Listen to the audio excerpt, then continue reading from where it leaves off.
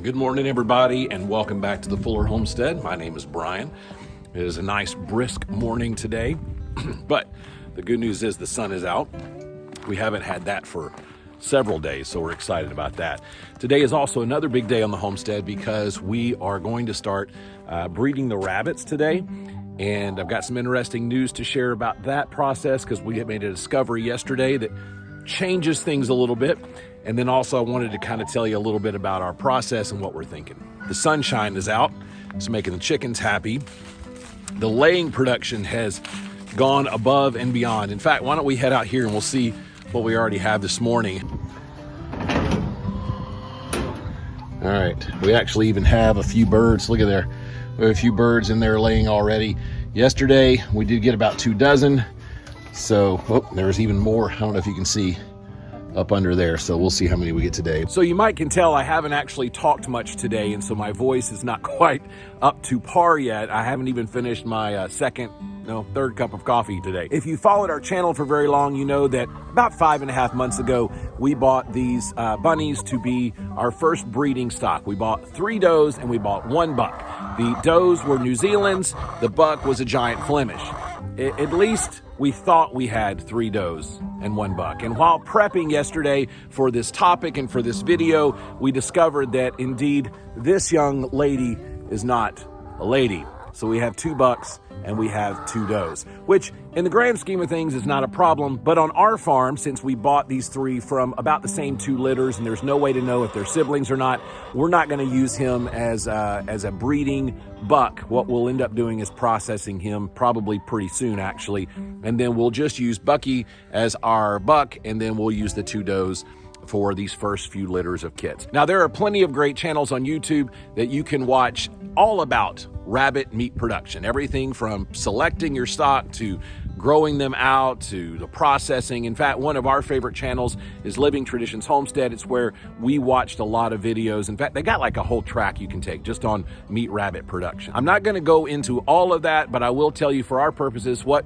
we're anticipating happening. Our rabbits are about 5 months old, a little over 5 months old right now. And depending on who you listen to, you can start breeding your does at about 4 months. Some people say wait till 6 months, so we decided to meet in the middle and do 5. Our really only big concern would probably be the buck. Some say that it takes them a little bit longer to kind of mature and just do what they need to do without getting distracted or, messing things up. Now, there are several reasons why you would want to bring your doe to the buck. In our case, what we're thinking about is we don't want the doe to be territorial and try to fight off the buck from doing what he needs to do.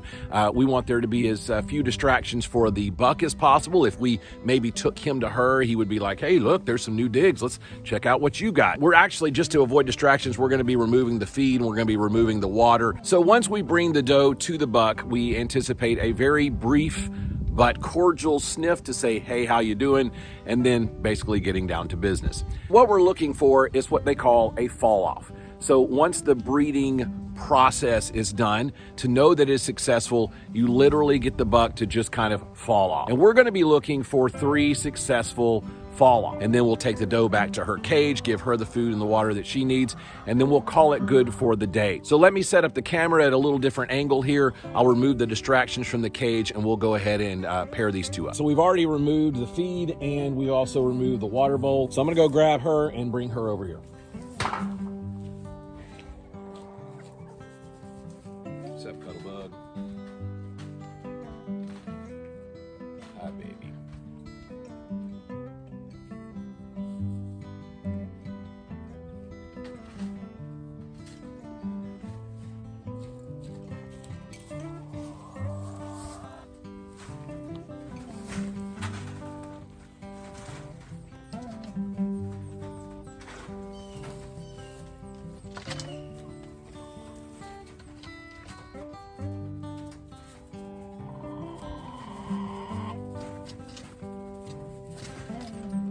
All right, we're going to call that 1 successful fall off. We would anticipate that the second one would come within the next few seconds or so. At least we got 1 successful one right now. That's a good sign.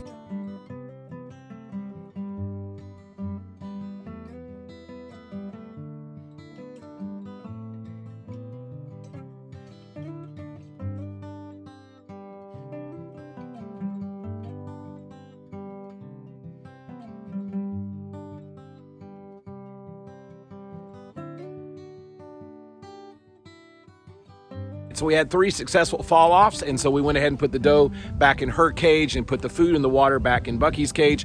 So let's go ahead and get out of the wind and go to the shop and talk a little bit about what happens from this point on as far as our meat rabbit production. So now that the breeding session is done, what happens next? Well, we have another session tomorrow with our other doe, and then we wait. The gestation period for a rabbit is 28 to 31 days. And we'll put a nesting box in each cage with the does about day 27 or so, and then we'll just continually monitor them. There will be a little hay in each of the nesting boxes, and then as they get ready to give birth, we'll notice them start to pull out some hair and really make the nest, and that's when it'll really get exciting, right? We're hopeful for 2 healthy litters of kits, but we also know there are some hazards that happen with rabbit breeding. The first thing could be stillborn babies. We could also have some mamas that are not good mamas and try to eat their babies, but we're going to hope for the best, have 2 healthy litters of kits. They'll stay with the mom for about 2 weeks before we rebreed them on the 3rd week, put them back with the babies for another 2 weeks before they're removed to their grow out cages. Now I say the word cage, but really it's going to be kind of like a rabbit tractor, and we'll do a video on that build as well. I'm going to be taking a model that I learned from Living Traditions Homestead, and we'll build what they have and use on our property as well. So if you kept up with the math, it's about 10 weeks from the time that they're born until the time that they are processed. So 5 weeks with mom, 5 weeks in the grow out tractors. Now on our homestead, we're only going to be breeding our rabbits during the cooler months. We're hoping for a max of 5 times per year that we'll be breeding our rabbits and having kits. We're not going to do it in the summer for many reasons, but one of the main ones is that bucks can go sterile if the temperature stays above 80 degrees. And in north central Arkansas, we have a hard enough time just keeping the breeding stock alive and keeping them cool enough. So we're not going to mess with having little babies also to try to keep alive. And that's going to do it for today's video. If this is your first time with us, thanks so much for tuning in. We would love it if you would consider subscribing to our channel and then actually subscribing to our channel. Speaking of subscribers, we've had so many new subscribers in the last month, I think well over 100. So welcome, welcome, welcome to the Fuller Homestead journey. If you think this video warrants it, give it a thumbs up. Feel free to put a question or comment below. We try to answer everyone in a timely manner. If you have Facebook, we have a Facebook group that we have set up over there. Just look up Fuller Homestead. Also, we're on Instagram, so you can follow us on that platform as well. Until next time, thanks for watching and have a great day.